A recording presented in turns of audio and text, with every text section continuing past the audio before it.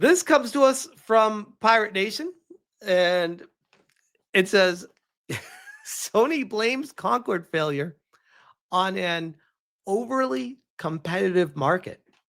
Bungie in freefall cannot afford for Marathon to flop. And here we have the quote. You ready? If you don't believe them, the CEO's statement also sounds odd in light of an earlier rumor that Sony has canceled all paid marketing plans for Marathon, which, if true, that comes from Colin Moriarty, by the way, in Sacred Stones podcast, would suggest that no one is more uncertain about the game right now than its own publisher. Whether the rumor is true or not, it seems to matter little for Marathon's chances of success, as both the game and its developer have recently been dragged into the swamp of controversy, ranging from reports of toxicity within the studio and a growing divide between developers and executives to Bungie's fourth art theft scandal, which eliminated all goodwill and hype the game had. That combined with Forbes' recent report, was that from Paul Tassi, describing the studio as being in free fall and warning that they absolutely cannot afford for Marathon to flop, has done serious damage to the community trust in the game. And with Sony refusing to openly acknowledge Concord's biggest blunders, or at least fix them quietly behind the scenes, it feels that the remnants of that trust have now been eroded further. And this is pulled from an article on 80.lv. And it is an actual quote from Sony, because I read through this before because I couldn't believe it myself. I was like, hold up. We need to actually find this quote, because if this is true, holy crap. You thought Sony was out of touch before? You just wait. Sony believes Concord failed because of an overly competitive market, not because of DEI, pronouns, robots with pronouns, overly ugly characters, overweight characters, a market that doesn't exist. No. An overly competitive market. Not charging money for a game in a market that has basically been established and is grown to a point where the fan bases already have the games that they play in it. Jumping into that market and then charging money on top of that for other games that don't charge money? How is that even competing? That's killing your game off before it even has a chance to live. I could have told them that a year before it even launched, by the way. Like, this is one of those most boneheaded decisions in recent memory. And the fact that it somehow went up the ladder and got approved by corporate Sony, it makes me concerned for Sony corporate, because how dumb are they? Although it might feel like it only happened yesterday, nearly a year has passed since the launch and quick shutdown of Concord, a game that even legacy media outlets, typically no strangers to running defense for AAA Studios, agree marked one of the largest failures in video game history, with its name surviving only as a pejorative for catastrophic flops. A failure of Concordian proportions to get concorded and on the go. Hey, at least it did contribute something to gaming. New verbiage. Recently, the notorious dud was dragged back from its grave and into the spotlight by Sony's business group CEO Herman Hulst, who spoke about the studio's live service titles and the lessons they learned from Concord's blunders, stressing that Sony is determined to ensure they're not going to make the same mistakes with Marathon. Here's where it gets good. But to treat disease, one must understand disease. And based on Hulst's remarks, that understanding may be lacking. Speaking at the GNNS segment Fireside Chat, the CEO claimed that what ultimately sank Concord was its release into a hyper-competitive segment of the market. Imagine trying to run with that. You are straight up lying to investors and your own bosses when you say that. hoping that they're stupid enough to buy it instead of blame you for your stupid decisions. This is that fireside chat. This ensures that we are the best channel for creators to reach players. Additionally, we provide creators with tools and services to better market and monetize their games. So again, over 30 years, we have developed very deep relationships and then understanding of creator needs that allow us to continuously stay ahead on innovation and services. The 4,000 creators, which I could tell you right off the bat, we're not going to watch this whole thing, but this is so much BS that I'm surprised that shit isn't falling out of his mouth right now. With how poorly Sony has been navigating, especially the live service market lately, to say you have a deep understanding of this area is beyond laughable. But which I talked about, of all sizes and types that we have relationships with, and the dedicated partner organization that serves them give us a constant insight into their needs and how to provide ongoing value to them. All of those benefits remain for both players and the creators, and it will provide continuing value even access mode change. Many investors are speculating that Microsoft is moving away from the console. If that's true, is that good or bad for PlayStation? So we think that competition in the business is healthy and then pushes us to innovate. There are multiple participants who together drive. he doesn't believe that, by the way, in my opinion. They're like, yeah, get out, more for us, please, please leave. Oh, competition is healthy. That's what you say when you're losing.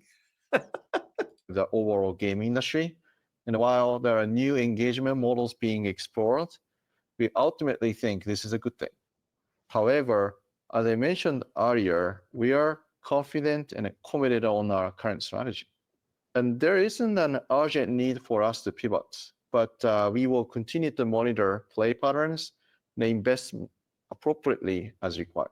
See, that right there is the biggest problem with Sony. They've turned it into a business. We're going to continue to monitor play patterns. Do you know what used to make a great game? Talented people creating a great game. It wasn't let's do market research, find out what people want to play, and then copy that, and then do the same exact damn thing and put rainbows in it this time, because we'll call it Pride Night. Like this is the level of ingenuity and creativity that the industry is dealing with right now. They can't, and I think it might be due to the cost spiraling, which is why Eastern developers are able to do this better than Western developers, is because the costs in the West have been spiraling so much that they have to sell it to shareholders. They have to go through all these business propositions. They have to get approvals. They have to show charts and graphs and bars and all this other stuff. Be like, oh, here's why this game is the next thing we're going to greenlight. Instead of, oh, here's an awesome idea, and you do it, which is the way the games used to be made. And some could argue is how games like Stellar Blade get to be made these days. Or I guess you could even say games like Expedition 33 get made these days, as opposed to Assassin's Creed Shadows getting made, because clearly it's entering pandering and trying to push a certain kind of ideology or DEI components, because there's something more in it than just making a great game. They have to add something interesting to change the dynamic, and it always ends up failing because at heart they are not creative people. The PlayStation. And none of these people, by the way, are gamers. None of these people, all these suits are just that. They come from GE. They come from Microsoft corporate. They come from anywhere else except the game industry. And they're the ones that are greenlighting the games. I'm like, I think we found our problem, guys. I think we find our problem here. Plus in the past. What was the rationale for the price increase, and what might cause you to raise price in the future? Music and video streaming services are raising price consistently. How frequently can you raise the price of the And these telegraph questions are painful to listen to, by the way. But PlayStation Plus? Yeah, so PlayStation Plus is highly valued by our players, and then this is the opposite of what gaming was founded upon, by the way. Gaming was very counterculture. Gaming was like, it was very unorganized. It was driven by passion. It was driven by, I don't care about crunch. I don't care about what this does to my life. I need to make this game because I have this idea. It's turned into, oh, we need to unionize. We need to get rid of crunch. We need to get more suits in here. We need to greenlight these games, and we need to make sure it checks all these boxes before we move forward with it so that BlackRock and Vanguard can invest with us and give us low interest loans. That's not how a great game gets made. continues to drive the engagement. We are already seeing a trend toward adoption of higher tiers within our service, as evidenced by the subscriber mix we achieved in fiscal 24, where approximately 38% of players are now subscribed to PlayStation Plus. Approximately 38% of players. Who the fuck cares about numbers? Make a great game. People will buy it. It's the game industry has reached a mature point, and that's why it's failing, because the game industry was never intended to get to this point. It's probably why it crashed the first time, actually. Premium or extra tier. That's higher tier. This is even after the global price increases we implemented in fiscal year 23. And more recently, the local price increases in the selected countries to improve our pricing strategy across certain market clusters, and also to account for Forex movements. And other random reasons why we had to raise the price up, even though we didn't really need to. Yikes, that's a freeze frame. Data solutions into our workflows. How committed are you to live game services? Are you going to invest as much capital into live game services as you originally planned? Yeah, we remain very committed to building a diverse and a resilient live service portfolio. Got to get that word in there. Diverse portfolio for live service. Remain committed. The fight is not over, guys. They remain committed to a diverse online portfolio. I mean, we have MLB The Show, Destiny 2, Helldivers 2, and these are all really good examples of the type of titles that we're looking to develop. Now name the bad ones. These titles have already established an enduring player experience, a set of player experiences. And so we got to focus on the ones that were successful instead of the ones that weren't. Okay. Communities across quite a wide range of different genres. And together that provides a really good foundation for our ambitions in this category. I would say that additionally, we are continuing to invest in new live services, with Helldivers 2 providing such a great experience like Concord. Hold on, let's fast forward. Said earlier, we've introduced much more rigorous processes for validating, for revalidating our creative, our commercial, our development assumptions and hypotheses, and we now do that on a much more ongoing basis. And that's the. I think the problem is they act like there's a formula, and if you follow that formula, your game will be successful. That's the problem with the game industry, is that doesn't work. It doesn't matter. Like, look at the long line of games with the formula followed. You can go from like Anthem, Concord, Dragon Age the Veilguard. I mean, it goes on and on. Potentially Marathon. The problem is they think that by following a formula that somehow, oh, we made this mistake last time, so if we do the opposite, it will work next time. It's like, well, no, not necessarily, because the market dynamics are constantly shifting and evolving. So maybe Concord might have worked, I don't know, 15 years ago, before Fortnite existed, before Apex Legends existed. Maybe it could have found a home, because even if it was super DEI injected, it was before DEI was a thing. So maybe it could have just snuck under the radar back then. But now, no. Like, you need to change with the market to make sure that the game you're making fits the market that wants to buy that game. And the game needs to actually, I know it sounds crazy to say this, but be good. Draw the player into being one with the character of the game. I keep going back to, it doesn't matter about the graphics. The gameplay is what matters with these games. Indie games have the ability to do this. Think of a game like Hollow Knight. Hollow Knight, like 2D sprites. Sure, I think the graphics are fantastic, but some may argue it's not good graphics because it's just 2D drawn sprites and it's not 3D polygon amazing. It's just this 2D indie game. I've never been more drawn into a world than when I played Hollow Knight. Like, what a dark world you go into with that game and you feel one with it. These suits do not understand that. They're just like, yeah, just slap a sticker on this game and sell it. That's the problem that they have. Plan that will ensure that we're investing in the right opportunities at the right time, all while maintaining much more predictable timelines. For Marathon, it's our goal to release a very bold, very innovative and deeply engaging title. It's going to be the first new Bungie title in over a decade. So we're really excited for that release. Do you think he knows that's going to fall flat on his face? Do you think he knows deep down? And he's just giving lip service to get a few more paychecks squeezed out of this until that moment happens? Because what I've learned with these executives is it's not about the product you're making. It's about selling the idea of the product you're making. And as long as you can sell the idea of it to people and fool people, especially investors, long enough, you can make a career out of that, which is how shitty games ended up being made. But I'll share this in the chat if you guys want to watch the whole thing. I'm not gonna go through the whole thing here.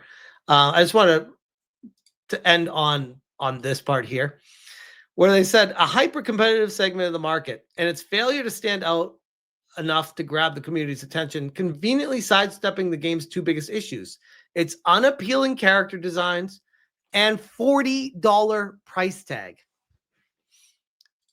Instead of acknowledging that the game had a $40 price tag in a market where nothing else costs money, they say, oh yeah, it was released in a hyper-competitive segment of the market, which, okay, I guess that's an excuse, but it's not a good one because that still falls on you as being wrong.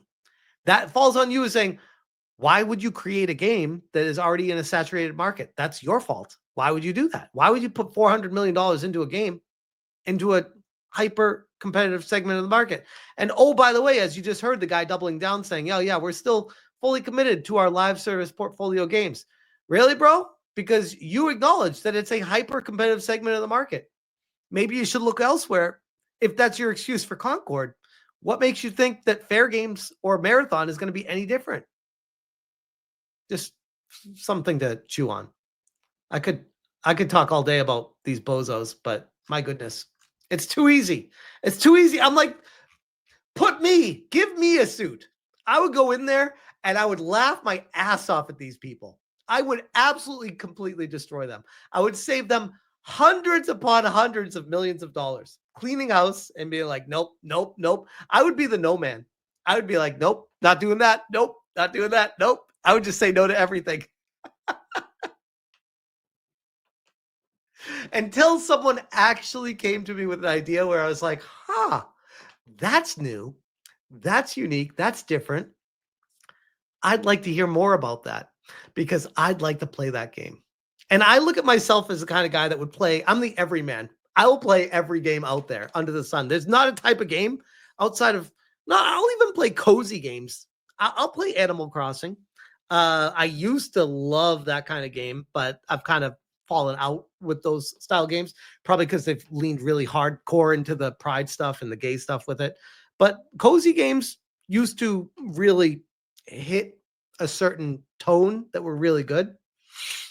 I feel like gaming needs to get back to focusing on making great games, not focusing on the charts, bars, and graphs and making sure that the numbers all line up before it gets approved. That's the problem right there.